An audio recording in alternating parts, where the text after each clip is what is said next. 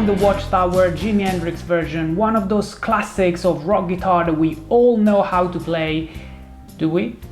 So it's fascinating how people count this intro in different ways, and they sometimes have strong opinions about it. So today we're gonna dive in how to count the intro for this song, and all of the resources I will be mentioning in this video will be linked in the description below. So the intro is pretty simple. It's made by 2 B flats, 4 C minor, 2 B flats again, and 4 A flats. So most of the beginners I taught this riff to used to count it like this: 1 and 2 and 3 and 4 and 1 and 2 and 3 and 4 and 1. The point of this being that the chord where you stop should be on the beat number 1. So there is what we call a pickup bar or anacrusis, which means playing a few notes before the beat number 1. But it's quite important to figure out exactly where these notes start. Now, if we count it as I just did, this is not gonna work with the rest of the band, especially with the drums. Let's listen to it. Now, for the sake of this video, we'll be using this version by the Classic Rock Show, and if you don't know these guys, go and check them out.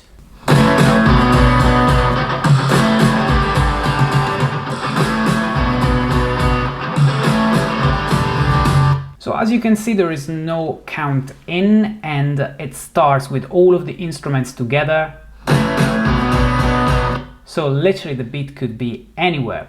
And if we count it in the wrong way that we said before, this would be like 1 and 2 and 3 and 4 and 1 and 2 and 3 and 4 and 1 and 2 and 3 and 4 and 1 and 2 and 3 and 4 and 1 and 2 and 3 and 4 and 1 and 2 and 3. Wait a minute. This way of counting definitely wouldn't work, because we don't want to count the snare of the drums on 1 and 3, we want to count it on 2 and 4. So to me, the best way of counting this is with a 3-note anacrusis, so with 3 notes in the pickup bar. So if we are counting in 8 notes, 3 notes in the pickup bar means that we start on the end number 3, like 1 and 2 and 3 and 4 and 1 and 2, 3 and 4 and 1 and 2 and 3 and 4 and 1 and 2 and 3 and 4 and 1 and 2. Okay, if we count this way, the first note is on the end number 3 and the first C minor happens to be on the end number 4. And the nice thing about this is that the stop happens to be on 2 and 4, which is when you are supposed to hear the snare. Like 1 and 2 and 3 and 4 and 1 and 2 and 3 and 4 and 1 and 2. But again, let's check this out with the music and let's see if we can count it this way. 1 and 2 and 3 and 4 and 1 and 2 and 3 and 4 and 1 and 2 and 3 and 4 and 1 and 2 and 3 and 4 and 1 and 2 and 3 and 4 and 1 and 2 and 3 and 4, 1 and 2 and 3 and 4, 1 and 2. So in this way, the snare happens to be on the 2 and the 4, which is exactly where we want it. If we agree on this way of counting it, another thing that we might want to notice is that the snare of the drums during the riff plays on the end number 3 and the down number 4. Again, like 1 and 2 and 3 and 4 and 1 and 2 and 3 and 4, 1 and 2 and 3 and 4 and 1 and 2 and 3 and 4 and 1 and 2 and 3 and 4. Okay. So that double sound of the snare could be another reference for it. So as always, this is not the only way of counting it. And when I was doing the research of this video, I found out that recently David Bennett, a piano player and music theory expert, actually talked about this intro in one of his videos. So checking out his video, which again you find linked in the description below, this would be like...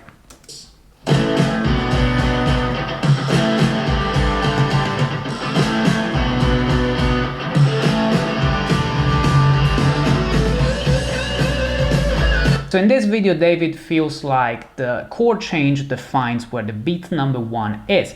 So it's basically where the C minor starts, like 1 and 2 and 3 and 4 and 1 and 2 and 3 and 4 and 1 and 2 and 3 and 4 and 1 and 2 and 3 and 4 and 1 and 2 and etc. This is a very interesting way of thinking about it, because you emphasize the chord change and also the accent, because we said before that the third note is the accent, and you put them both on the downbeat number 1.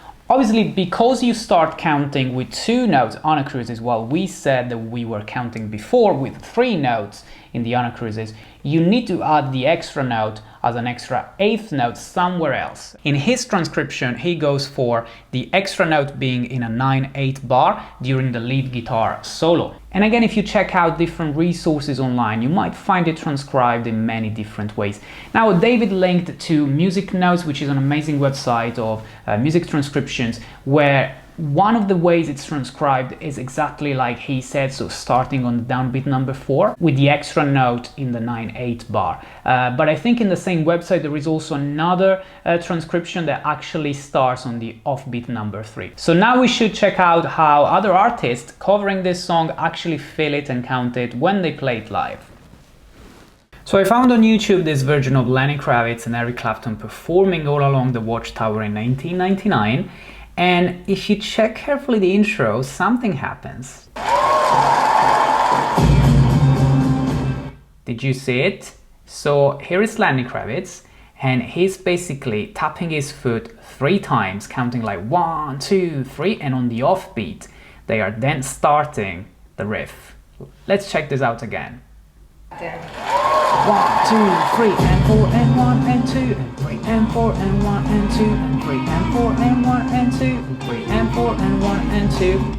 Let's also listen to it slower using the YouTube settings to slow it down. 1, 2, 3, and 4, and 1, and 2, 3, and 4, and 1, and 2, 3, and 4, and 1, and 2, 3, and 4, and 1, and 2, and 3, and 4, and 1, and 2, and 3, and 4, and 1, and 2, and 3, and 4.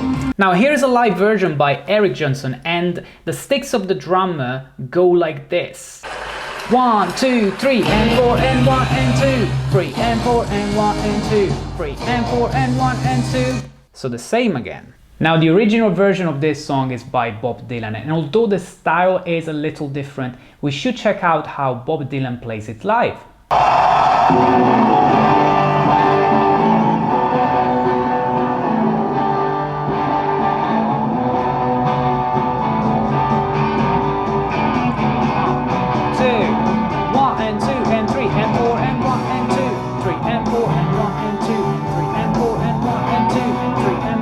That being said, guys, please let me know in the comments what you think about this video and if you used to count it in a different way. And please let me know if you'd like to see more videos like this. I might create a series about songs that might be confusing in the way you count them. And as always, if you enjoyed this video, leave a like, leave a comment, share it, and subscribe to the channel if you haven't yet. Right, so thanks for watching, and I'll see you next time.